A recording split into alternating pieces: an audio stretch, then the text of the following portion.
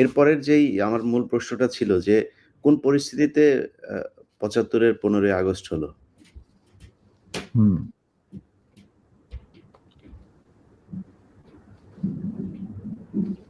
খুবই স্পর্শকাতর প্রশ্ন ইলিয়াস। নিজের বাদ্য নিজে বাজানো অনেক সময় ঠিক হয় না, কিন্তু তুমি যখন প্রশ্ন করেই বসলে তাহলে একটা ছোট জবাব দেব। স্যার এই আমার ইউটিউব চ্যানেলে আমি আজকে প্রায় ৫ বছর হলো ভিডিও লাইভ করি, প্যাকেজ দেই। সো ফার আই রিমেম্বার আমার সবচেয়ে বেশি একসাথে ভিউয়ার ছিল সম্ভবত ২০ বা ২৫,০০০। আমি মাত্র খেয়াল করলাম এই মুহূর্তে ১,৭০,০০০ মানুষ এট এ টাইমে ওয়াচিং আওয়ার ভিডিওস। এটা তো তোমার the credit goes to you. No, credit goes to you, man. Goes to you. Well, I'm just মানে well যাচ্ছি হয় আল্লাহর ইচ্ছায় হয়। আমি একজন আমি এই জন্যই বললাম যে আপনার নিজের ঢোল আপনি যেটা মানে বাজানোর কথা বলছেন, আপনি তো বাজান নাই, ৫০ বছর চুপ ছিলেন। যেই স্বাধীনতা আপনারা এনে দিয়ে গিয়েছেন, সেই স্বাধীনতা না আসলে তো আজকের শেখ হাসিনা যে অবস্থায় দেশকে নিয়ে গিয়েছিল, সেই ৭৫ এর পরে আর হয়তো ২-১ বছর লাগতো শেখ মুজিবের সেখানে নিয়ে যেতে। তো আমাদেরকে এই যে উদ্ধার করে দিয়ে গিয়েছেন, এই কৃতজ্ঞতা বোধটা বাঙালি জাতির নেই। যে কারণে আজকে মেজর শরীফুল হক ডালিম বাংলাদেশের মাটিতে নেই। অথচ আপনাদেরকে সর্বোচ্চ সম্মাননা দিয়ে আমাদের দেশে রাখা দরকার ছিল। সেই সম্মানটুকু আমরা দেখাতে পারি নাই বলেই মাঝে মধ্যেই আবার ২০২৪ আসে। তো আপনি ওইটা নিয়ে আমার মনে হয় দেরি তো অবশ্যই হয়েছে, কিন্তু আমাদের জানা উচিত। এই জাতি প্রতিটা মানুষ জানতে চায় কি হয়েছিল ৭৫ এর ১৫ই আগস্ট। প্রথম কথাটা হচ্ছে যে ১৫ই আগস্ট কিন্তু কোনো বিচ্ছিন্ন ঘটনা না। এটা সূত্রপাত হয় মুক্তিযুদ্ধ চলাকালীন অবস্থায়। আমরা বুঝতে পেরেছিলাম যে বাংলাদেশের মুক্তিযুদ্ধটা অ্যাকচুয়ালি কাদের ইন্টারেস্টে হচ্ছে। এটাকে আমাদের ইন্টারেস্টে হচ্ছে যে আমরা আমাদের দেশ যুদ্ধ করে স্বাধীন করব, নাকি এটার পেছনে অন্য কোনো উদ্দেশ্য কাজ করছে। যখন ৭ দফাতে চুক্তি করে নজরুল ইসলাম আর তাজউদ্দিনকে পারমিশন দেওয়া হলো to establish provisional government in Calcutta, এই ৭টা ক্লজ পড়ে সাইন করার পর, দস্তখত করার পরে নজরুল ইসলাম সাহেব ফিট হয়ে পড়ে গিয়েছিলেন যে এটা তো একদম একটা দাস খর, যে আমরা ক্রমান্বয়ে ভারতের একটা কর রাজ্য, তারপরে একটা অঙ্গরাজ্য হিসেবে অঙ্গরাজ্যে পরিণত হবে বাংলাদেশ, হবু বাংলাদেশ। আর ওই joint declaration between Osmani and general Manekshaw joint command establish করার পর কথা ছিল যে general Usmani on behalf of Bangladesh government will invite General Manekshaw to come and be present as an auxiliary force commander, সহায়ক শক্তির commanding chief হিসাবে in the surrender ceremony, but the instrument will be signed by the Mukti Fauj commander-in-chief, who was General Usmani, Colonel Usmani. কিন্তু সেটা হতে দেওয়া হলো না। ১৬ই ডিসেম্বরে যে সারেন্ডার সেরেমনিতে হলো রেস করতে, সেখানে পরিষ্কার বাংলাদেশের জনগণ দেখতে পেল যে পাকিস্তান আর্মি সারেন্ডার করছে ভারতীয় সেনাবাহিনীর কাছে, এবং সেখানে সাইন করছেন আরোরা ভারতীয় বাহিনীর পক্ষে, আর ওদিকে নিয়াজি পাকিস্তানি আর্মির পক্ষে। সেখানে মুক্তিযোদ্ধারা কোথায়? আমরা পরে থাকলাম ঝাড়ুদার হিসেবে ইন্ডিয়ান আর্মির রাস্তা পরিষ্কার করে দেওয়ার কাজে, বনে বাজারে। আমাদের কি কোনো শহরগঞ্জে ঢোকার পারমিশন দিল না মুজিব সরকার, মানে তাজউদ্দিনের সরকার, আওয়ামী লীগ সরকার। সেই অবস্থায় কি প্রমাণিত, এটা এই ঘটনায় কি প্রমাণিত হলো? ইন্ডিয়া প্রমাণ করলো বিশ্বে, সারা বিশ্বে, যে বাংলাদেশের জনগণ নিজেরা যুদ্ধ করে দেশ স্বাধীন করেনি। বাংলাদেশ নামক একটি রাষ্ট্র প্রিমেচুরলি জন্ম দেওয়া হয়েছে as an outcome of Indo-Pakistan war, যেখানে ইন্ডিয়া জিতেছে। এইটা হলো ইতিহাসের শুরু। তারপর মুজিবকে যখন ছাড়া হলো, সে তো কিছুই জানতো না যে দেশ স্বাধীন হয়েছে, কোন মুক্তি ফৌজ বলে কিছু ছিল, হাজার হাজার লোক দেশচ্যুত হয়েছে, প্রাণ হারিয়েছে, কিছু জানতো না। সে তাকে যখন ছেড়ে দেওয়া হলো, তখন ইন্দিরা গান্ধী তাকে পাকিস্তানে ফোন করে বলল যে, ফোন করলো মুজিব, ফোন করে বলল যে আমি দেশে ফিরে যাচ্ছি। তখন ইন্দিরা গান্ধী বলল, যাওয়ার আগে আপনার সাথে দেখা করে আমি আপনাকে কৃতজ্ঞতা জানতে চাই। তো তখন ইন্দিরা গান্ধী বলল, কৃতজ্ঞতা জানাবেন, আপনি ফোন না করলে আমি আপনাকে ফোন করতাম, আপনাকে ঢাকায় সরাসরি আপনি যাবেন না, আপনি নয়াদিল্লি হয়ে যেতাম। মুজিব সেটাই করলেন, তিনি চলে গেলেন নয়াদিল্লি, লন্ডন হয়ে। সেখানে কি হলো, যেই 7 দফা চুক্তিতে সাইন করার পর প্রবাসী সরকার গঠন করেছিল তাজউদ্দিন আর নজরুল ইসলাম, সেই আওয়ামী লীগ বাংলাদেশে ক্ষমতা গ্রহণ করলো সারেন্ডারের পর। ওই 7 দফা ভিত্তিতে, এবং সেই 7 দফাতে মুজিব স্বাক্ষর দেওয়ার পর ফিরে গিয়ে তিনি ক্ষমতা নিজে হাতে নিয়ে নিলেন। তাজউদ্দিনকে বললো, তাজউদ্দিন তুমি প্রাইম মিনিস্টার থাকবে না, আমি হোম প্রাইম মিনিস্টার। তারপর কি হলো,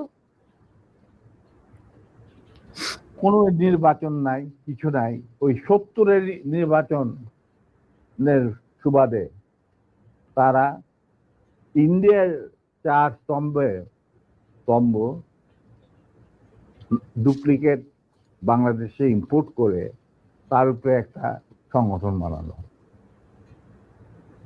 হুবহু এক। শুধু তাই না, রবীন্দ্রনাথ ঠাকুর, যাকে নিয়ে আমরা নাচানাচি করি এবং অনেকের মানে ভাসে যায়, আপ্লুত হয়ে যায় আবেগে, এই রবীন্দ্রনাথ ঠাকুর একজন ইন্ডিয়ান নাগরিক এবং ইন্ডিয়ার জাতীয় সঙ্গীতের রচয়িতা। আমাদের দেশে তার চেয়েও প্রতিভাবান কবি কাজী নজরুল থাকা সত্ত্বেও আমরা সেই ভারতীয় নাগরিকের একটা গানকে আমাদের জাতির উপরে চাপে দেওয়া হলো জাতীয় সঙ্গীত। পৃথিবীর ইতিহাসে এমন কোন নজির আর দ্বিতীয়টা আছে বলে আমি মনে করি না। কেন কোন বাংলাদেশে যদি নজরুল ইসলামকে আমরা জাতীয় কবি আখ্যা দিয়ে থাকি, তাহলে নজরুল ইসলামের গান কেন হলো না? বা অন্য কারো গান হতে পারতো জাতীয় সঙ্গীত।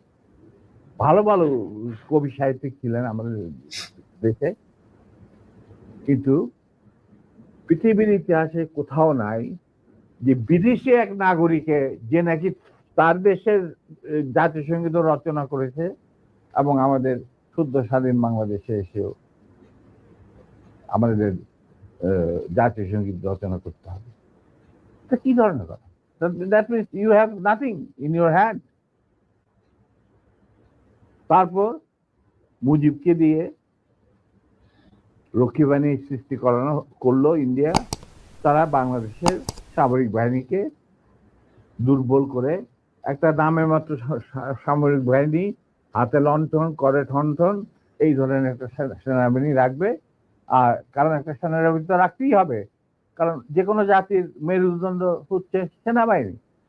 ওই হাতে লণ্ঠন করে ঠনঠন, আর আসলে তার চেয়ে অনেক শক্তিশালী একটা বাহিনী গঠন করলো ইন্ডিয়া।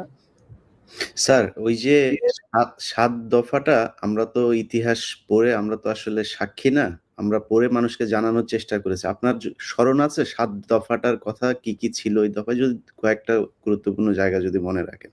দেখো, ভাই আমি তো অ্যাকচুয়ালি ৭ দফা একদম টোটো এগুলো আমার বইতে লেখা আছে। যারা এটা কেন জিজ্ঞেস করলাম স্যার, কারণ হচ্ছে মানে আপনি সেনাবাহিনী তো করতে পারবেন না স্যার, সেনাবাহিনী তো ৭ দফা মানলে করতে পারবেন না স্যার। আমার পক্ষে হয়তো এখন রিকালেক্ট করা অফেন ডিফিকাল্ট, কারণ আমার মাথায় অনেক কিছু খেলা করে। জি স্যার।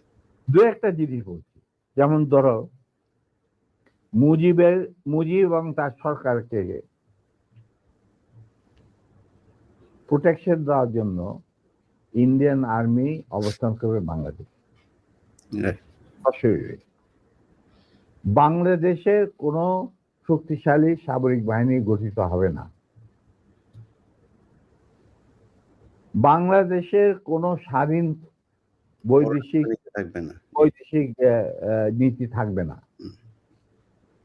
বাংলাদেশের শাসন ব্যবস্থা, আমলাতন্ত্র, শিক্ষা ব্যবস্থা, স্বাস্থ্য ব্যবস্থা, শিল্প ব্যবস্থা, কৃষি ব্যবস্থা সবকিছুই চলবে ভারতীয় বিশেষজ্ঞদের ইচ্ছা মতো। তারা মুজিব বিরোধী কোনো মানুষকে বাঁচিয়ে রাখা হবে না। তার জন্য যত লোক মারা দরকার মারা হবে, যত লোককে লুলা ল্যাংড়া করা হবে, চক্ষু তুলে নেওয়া হবে, মেয়েদের ইজ্জত লুণ্ঠন করা হবে, কোনো সমস্যা নাই। এইভাবে প্রতিপক্ষের উপর ঝাঁপিয়ে পড়ায় 40,000-এরও বেশি লোক মারা গেছে, সেটা সবাই জানে, প্রত্যেক আসছে। তারপর তোমার আমরা একটা করদ রাজ্যে পরিণত হয়ে গেলাম। কিন্তু সমস্যা দেখা দিল যে বাংলাদেশের মাটিতে যদি ইন্ডিয়ান সোলজাররা অবস্থান নেয়, তাহলে বিদেশ থেকে কোনো দেশেই বাংলাদেশকে স্বীকৃতি দিতে রাজি না। কারণ পাকিস্তান ইতিমধ্যে সিকিউরিটি কাউন্সিল থেকে একটা আইন পাস করে নিল যে বাংলাদেশে কে নিয়ন্ত্রণ করতে ভারত, তাদের সেনাবাহিনীর মাধ্যমে, মুজিব সরকারের মাধ্যমে। অতএব এটা একটা ডিসপিউটেড টেরিটরি, এটা একটা স্বাধীন দেশ নয়। তাই আপনারা স্বাধীন কিভাবে রিকগনাইজ করবেন মুজিবের সরকারকে? এরপর এই অবস্থায় ইন্দিরা গান্ধী পড়ল মুসিবত, তো আজ মুজিব সরকার। তখন ইন্ডিয়ান সরকার ডিসাইড করলো যে ঠিক আছে, আমাদের সোলজার আমরা ফেরত নিয়ে আসবো, তার পরিবর্তে আমরা জাতীয় রক্ষী বাহিনী বানিয়ে, তাই করা হলো। তো যে কাজটা ইন্ডিয়ান আর্মি করছিল সেটা পরে জাতীয় রক্ষী বাহিনী করলো।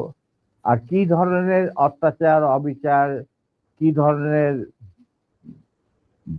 মানে হত্যাযজ্ঞ, গুম, খুন এবং অনাচার, অবিচার মুজিব সরকার করছিল, সেটা খতিয়ান তো তুমি আমার কি ভালো জানতে। অনেকে এই বিষয়ে লিখেছেন, সাহসী যারা তারা লিখে গেছেন, আমিও কিছুটা লিখেছি। সেখানেই শেষ হলো না। তারপর দেখা গেল যে সেই সুতিগার থেকে মুজিব কায়েম করলেন একদলীয়, এক ন্যায়তত্ত্ব, স্বৈরাচার শাসন, বাকশাল, এবং নিজেকে তিনি আজীবন রাষ্ট্রপতি হিসেবে ঘোষণা দেবেন সিদ্ধান্ত না হলো। এই বাকশালের মেম্বার সবাই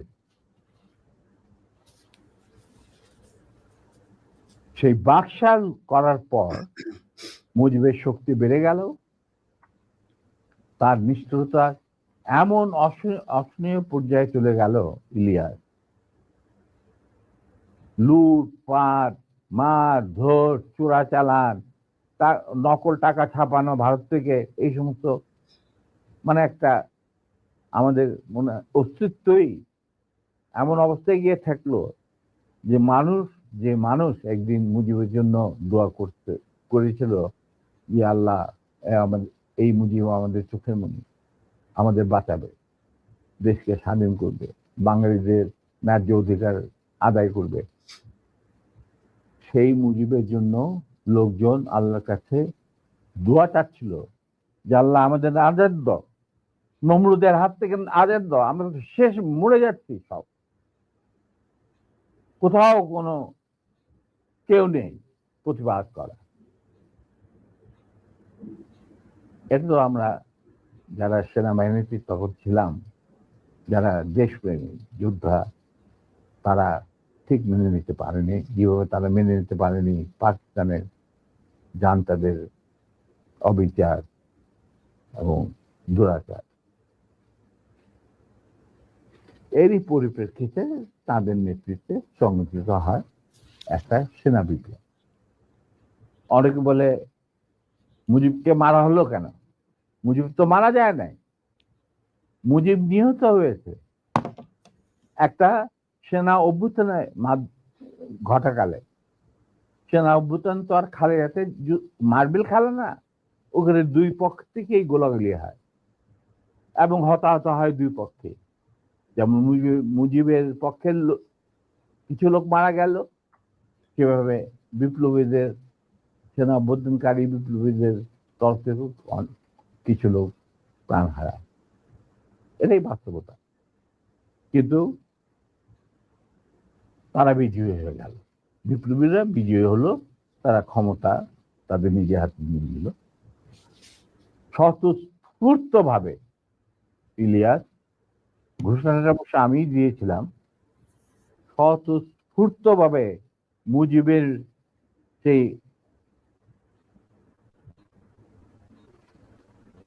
মৃত্যুর খবর জানার পর আর বাকশালের পতনের খবর জানার পর লাখো লাখো লোক, মানে দেশের রাস্তা ঘাট, গঞ্জ, শহর, বন্দর, নগর, গ্রাম, সবাই আনন্দ মিছিল বের করলো। আমরা তো এই সমস্ত লোকজনকে ডেকে নিয়ে আসিনি, স্বতঃস্ফূর্ত ভাবে লোকজন। আর যে সমস্ত রাজনৈতিক নেতা বা দলগুলো আন্ডারগ্রাউন্ড ছিল, তারাও জনসমর্থন নিয়ে রাস্তায় চলে আসে।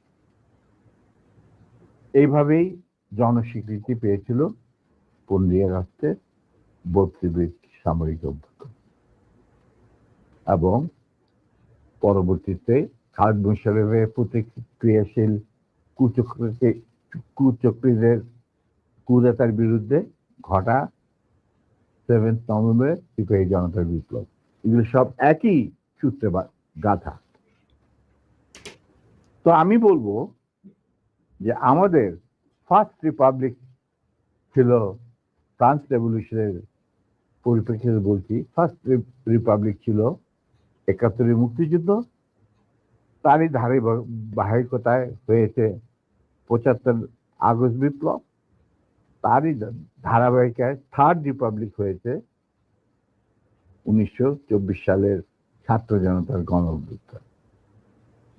এখন যেহেতু আমি বলেছি যে সম্পূর্ণ বিজয় আমাদের এখনো অর্জিত হয়নি, চলমান বিপ্লবের গতিধারায় সংগঠিত হবে চতুর্থ রিপাবলিক, মানে চতুর্থ বিপ্লব।